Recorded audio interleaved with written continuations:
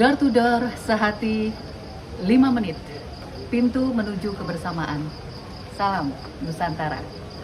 Saya Katri Moya. Malam ini saya bersama Bang Munir, seorang arsitek dan juga penulis buku dan pecinta lingkungan. Siap. Betul ya Bang ya? Betul. Oke. Bang, saya perjalanan dari Jakarta ke Depok. Saya melihat begitu majunya sekarang ini, pertumbuhannya bisa dikatakan cukup bagus, banyak bangunan-bangunan di sana sini.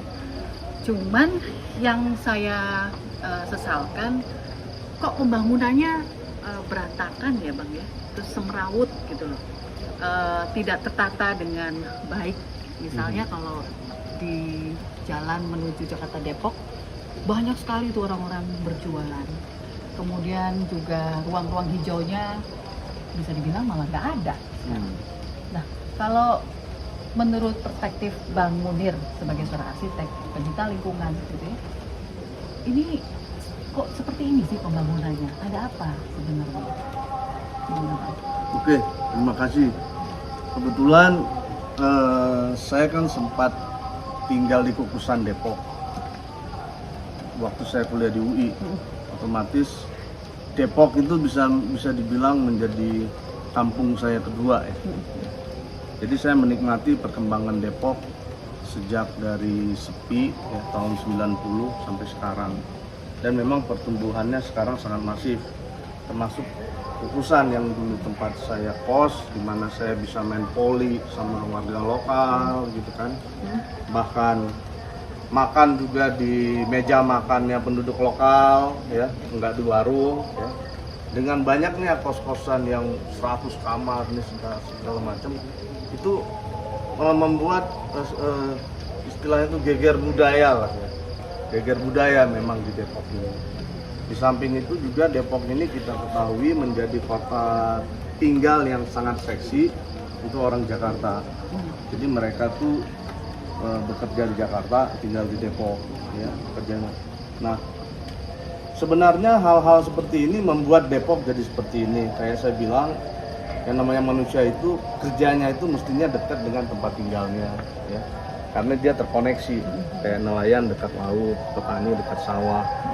Hal-hal seperti ini yang naturalnya harusnya terjadi, tetapi di Depok tidak terjadi. Ada lag di situ. Ada lag ya, geger budaya lah istilahnya. Saya pikir ini bisa diselesaikan Dengan? Nah, ini kan tentang masa depan ya. Ya, oke. Kita membutuhkan ilmu-ilmu, artinya jangan sampai juga kita merasa cuma kita aja, cuma Depok aja yang ngalamin masalah seperti ini. Banyak seperti kota-kota Kota-kota lain ya, kota-kota urban misalnya Amerika, Eropa juga ngalamin hal yang sama. Nah, di sini yang diperlukan adalah diskurs. Diskurs artinya diskusi terus-menerus ya. Suara-suara masyarakat ditampung gitu loh, ditampung apa yang harusnya dilakukan.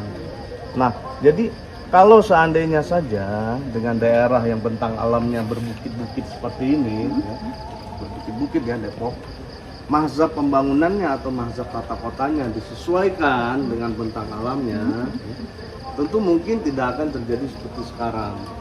Ya misalnya apa itu? Karena ini dulunya bukit, mbok ya, diperbanyak tuh ruang terbuka. Ya, ruang terbuka itu sangat penting untuk sebuah kota. Karena di sana menjadi tempat kumpul, tempat meditatif warga. Nah, kalau seandainya sepanjang jalan Margonda dibuat bangunan semua, terjadilah hal-hal yang seperti kita rasakan sekarang.